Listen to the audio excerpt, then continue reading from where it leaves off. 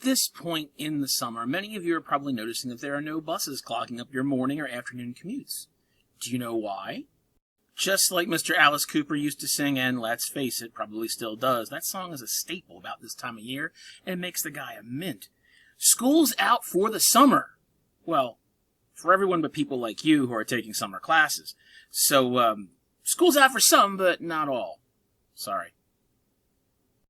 Just so you don't have to go too far, let's just go right into our masterclass schedule by scrolling down, looking over here on the right-hand side for this, clicking on the link, and then going right down to week number 5. Here we go, starting Unit 3. As you can see, really only 5 weeks left after this. So we're heading for the finish line. Now this week features the start of CSET, which technically should be a review of what you learned in English 101, though, right? There's 2 documents to look through for this, and then there's a single homework assignment, which is another organizer. Before I start riffing again, let's dive right into CSET now.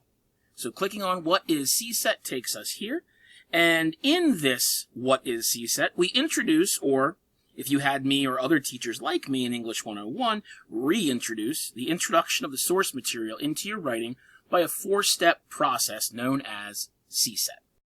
Very quickly, a little history. I think every English instructor has their own way of teaching students how to integrate source material because we've all seen how terrible it can truly be when it's not done correctly. Now, when you, the student writer, just copies and pastes material from the source, there really isn't a lot of integration. It's just to slap this in and move on. It never works. So instructors like Dr. Bill Lewis from the University of Delaware created a catchy and pithy way to explain the steps needed to really work in your material.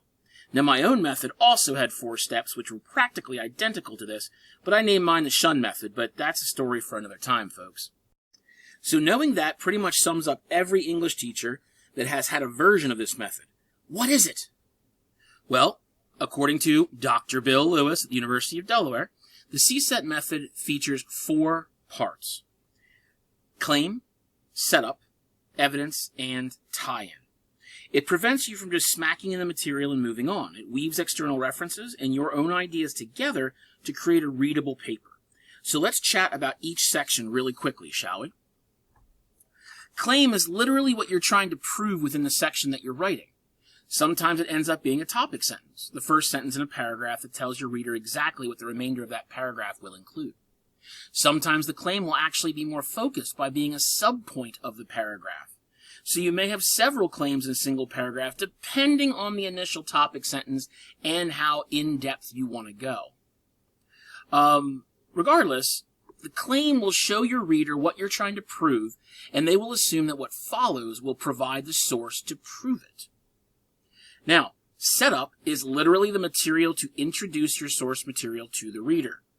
It usually includes the source's main rhetorical information, the source material's author and title, along with year of publication.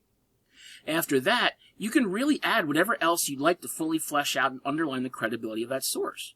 You can add the currency, which is the year of publication or update, the author's educational or employment credentials, or even the source material's credibility if it was published on a website or in an academic journal. This is where many writers choose to establish the beginning of a citation by dropping the author's name and year. If that doesn't make sense to you, pay attention. We're going to go over it in a few minutes. Evidence is the easy part. You've done this one over and over since junior high.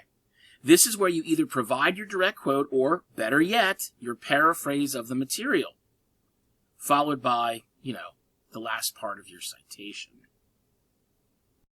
It's a very smart idea to use paraphrases more than direct quotes, because with a paraphrase, you can direct your ideas in your own words rather than go back and forth with another author's direction and wording. Your goal is to explain the material in your own words so that your reader can see cohesiveness throughout your paper. Finally, we have the tie-in, which, in my opinion, is the most important part of this process. Now, I used to call it explanation in my method, but it's literally the same thing. How does this material connect to the thesis you've established and the overall flow of your paper as a whole?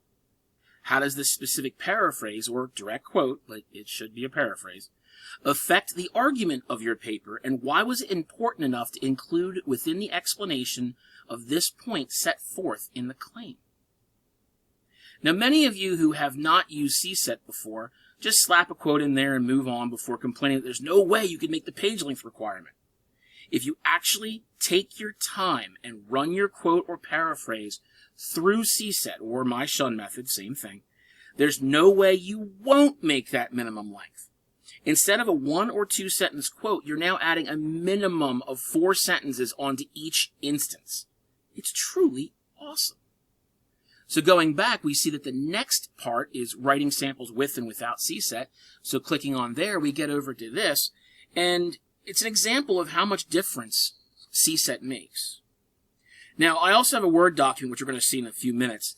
You can see it there as well. This was written by 2 amazing colleagues who I'd just be lost without. One of them is retiring this summer. It sucks. But the other one's coming back, so that's good. Anyway, I won't totally go into detail here, but look at this sample.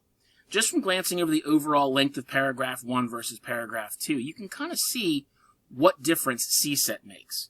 Yeah, paragraph 2 is the CSET. Long versus short, right?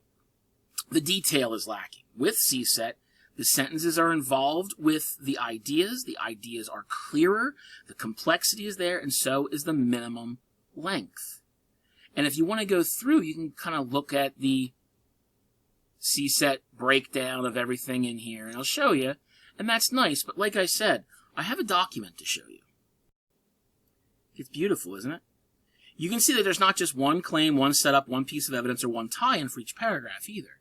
So if we look at all the claims as pink, all the setups as blue, all the evidences as green, and all the tie-ins as purple, you can see that, yes, this paragraph does feature one single claim, but then we have 1, 2, 3, 4 setups, 1, 2, 3, 4 evidences, and 1, 2, 3, well, 3, not 4, tie-ins, but this last tie-in is very in-depth and takes into account both pieces of evidence. I do like saying evidences. It's not grammatically correct, but I enjoy it. It just kind of rolls off the tongue. But anyway, both of these pieces of evidence do get mentioned in this tie-in. So therefore, as you can see, anything in blue and purple are things that you would add on top of the direct quote, which is why CSET helps you. Now, as you can see, my colleagues have also added side notes to tell you exactly what the claim is, what the setup is, what the evidence is, and what the tie-in is. It's wonderful, isn't it? So take a look at these, but don't hesitate to reach out if you're not totally grasping the intricacies, please. Okay, now let's chat about the loan assignment this week. The Unit 2 Informative Essay Graphical Organizer. Now, the original copy of this document had a file that looked just like this travesty of formatting. While not the worst one I've dealt with in this class, I finally got around to reformatting it in a way that will make next week's paper much easier to write. Now, my version kind of looks like this. Ain't it a beaut clock? Now, I want you to fill this into the best of your abilities using your topic that you've been using all semester and 2 new sources that you found for your Unit 2 paper. We'll start right here in the introduction. Before that, obviously, I add this to most of the papers and organizers so you can kind of focus yourself. What is the general topic and what is your preliminary thesis statement? What do you plan on arguing? What do you plan on agreeing with or disagreeing with? Then in the introduction, we get through it and we start talking about everything. Now, as you can see, I have general directions telling you that this, when you write it, will be a 1-paragraph section. And then underneath each of these subsections, I have basic directions to tell you exactly what you should be answering here. Attention getter or hook. What might be an interesting way to convince your reader that this is a worthwhile use of their time to read your paper? Explanation of controversy in the introduction. Explain why your topic is controversial or properly argumentative to show your reader why there are multiple angles to consider. And then, and this is the most important part, folks, the thesis question. I can tell who has watched the video and who has paid attention by whether or not the end of your introduction for the Unit 2 paper is a question or a statement. If it is a question, congratulations, you may move forward. If it is a statement, you will fail the paper. The question is important. What beginning question can you ask where your previously stated thesis statement, this one here, becomes one of the logical answers? Once you get through that, we go into your background, which will be another single paragraph. I want you to give the information for the first article and the second article. What was the title? Who were the authors? What was the year of publication or update? What was the major purpose? Remember, we're talking about PI, right? Persuade, inform, or entertain. What were the main ideas? So give me maybe 2 sentences for these main ideas, a micro summary of the article itself. And do that again for your second source. And then down here, what is the information that you believe the reader might not know but needs to know to truly understand the overall argument?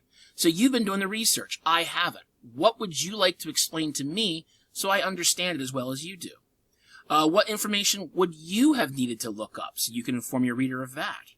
What are some key concepts and shared informations? Even though this article will go in a different direction for each, argument, what concepts do both of the authors have in common? What ideas are shared prior to the argument split? Down here in comparing perspectives, 2 paragraphs minimum.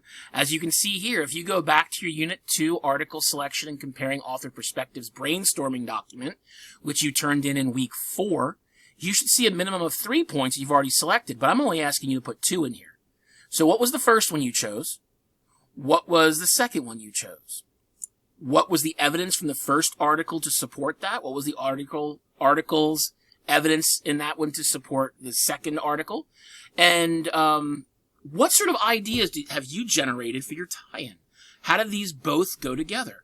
You're going to do this for argument point 1 and argument point 2. Again, you have 3 to choose from. Just choose your strongest 2. Okay? And I say 2 paragraphs minimum because some of you might want to go into more detail. Hell, some of you might list all 3, but that's fine, long as you have 2. Going down here to the exploratory synthesis, this is one of the most important parts of your paper, right here. So this is one of the most important sections, and this is the other important section. The exploratory synthesis, we're talking about the Legos again, remember? Coming up with your own ideas, coming up with your own material, and so forth. So what I'd like you to do is give me your thoughts on the argument. What did you think about this issue prior to reading the articles you found? What thoughts do you have now? Has your mind been changed by any new material? If so, why? What was that material? If it hasn't, see, doesn't matter. You can't just say yes or no. If not, why not? Do you think that there's anything that you could find that would sway you to change your mind? Do you have any personal experience of this? If you do, how did that inform your direction for this argument? If you do not, why did you select this argument to write about to begin with?